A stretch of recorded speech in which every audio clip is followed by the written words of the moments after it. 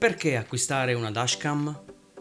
Oggi vedremo la recensione di questa 70mai A510 e vedremo a cosa serve una dashcam. Dashcam è l'abbreviazione di dashboard camera, ovvero telecamera su cruscotto.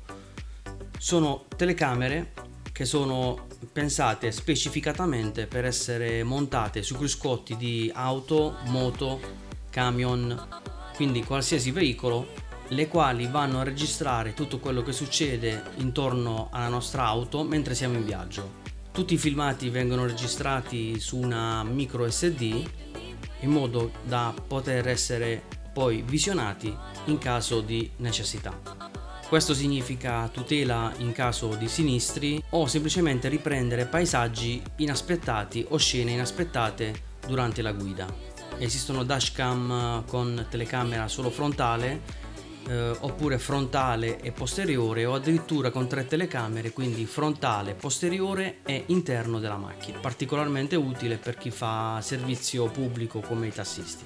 Esistono poi dashcam con GPS integrato e il wifi, questo per andare a scaricare poi sul telefonino comodamente i filmati anche senza dover rimuovere l'SD dalla nostra dashcam.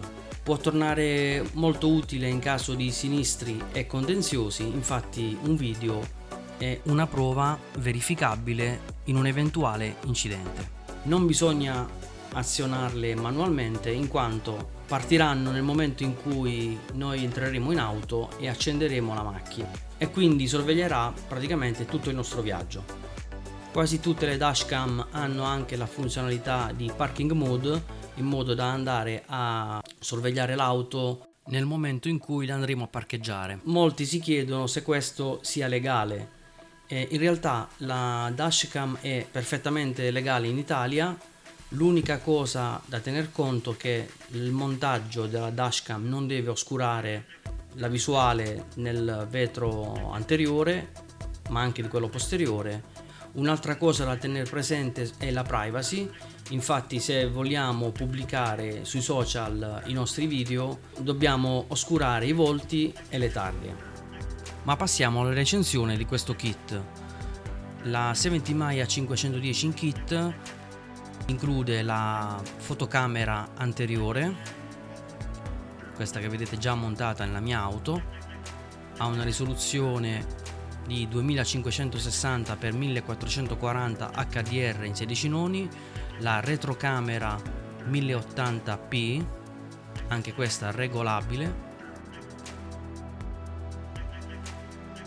i cavi di retrocamera e alimentazione da accendisigari che ho fatto passare qui all'interno degli intercapedini della macchina. Eccolo qua.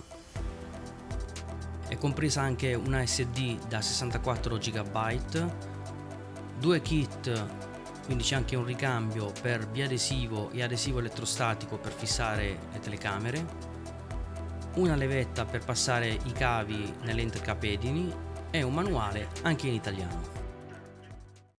Passando alla caratteristica più importante di una dashcam, vediamo i filmati prodotti dalla fotocamera frontale. Come vediamo qui siamo in controluce, ma le immagini sono veramente molto dettagliate. Questo invece è il filmato della retrocamera.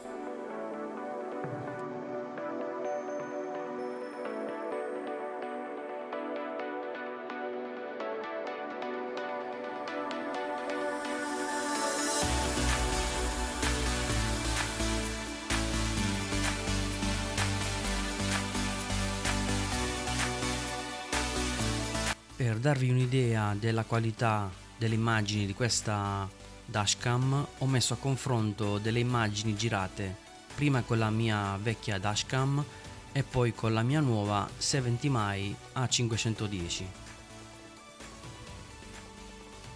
E qui vediamo un ingrandimento per cercare di leggere la targa. Con le immagini parlano da sé.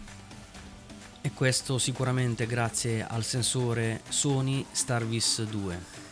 Parlando delle altre caratteristiche, accetta SD fino a 256 GB, ha un'app in italiano fatta molto bene, vediamo, ci siamo appena connessi in wifi, vediamo la telecamera in tempo reale, entriamo nell'album, qui possiamo andare a vedere i video presenti sulla SD, eccoli qua.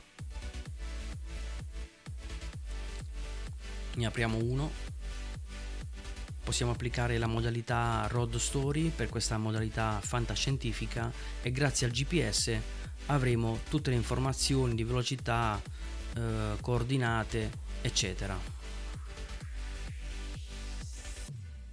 Abbiamo i video d'emergenza, la sorveglianza parcheggio, la fotografia in timelapse e le foto. Poi abbiamo tutte le caratteristiche e le impostazioni, gli ADAS, e qui possiamo modificare gli avvisi sonori che sono in italiano.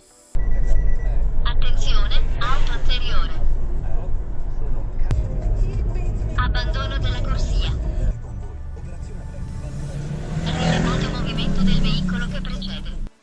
L'aggiornamento del firmware si fa dalla schermata principale e tocchiamo aggiornamento del firmware e nel caso potremo trasmettere l'aggiornamento direttamente sulla dashcam, in questo caso è già aggiornata. Guardiamo un po' da vicino la dashcam, c'è l'obiettivo orientabile, un pulsante inferiore che permette di accendere o spegnere lo schermo e poi 4 pulsanti frontali.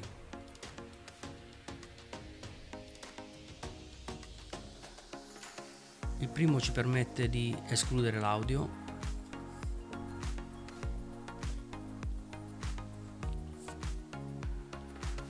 il secondo di registrare video di emergenza, quindi manualmente, anche senza subire un urto, possiamo registrare un video che non verrà sovrascritto. Il terzo tasto ci fa entrare nell'album per visionare tutti i video e le foto. Il quarto tasto è quello delle impostazioni.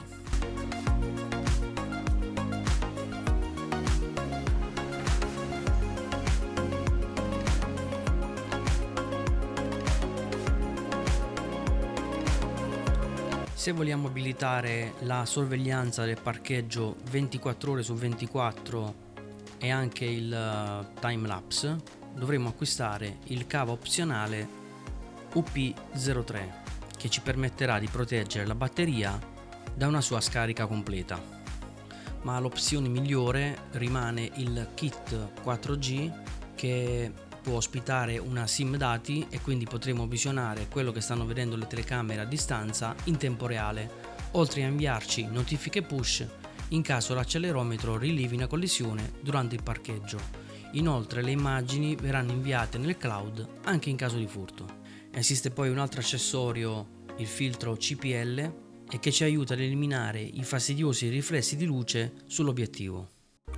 Ok, siamo arrivati alla fine.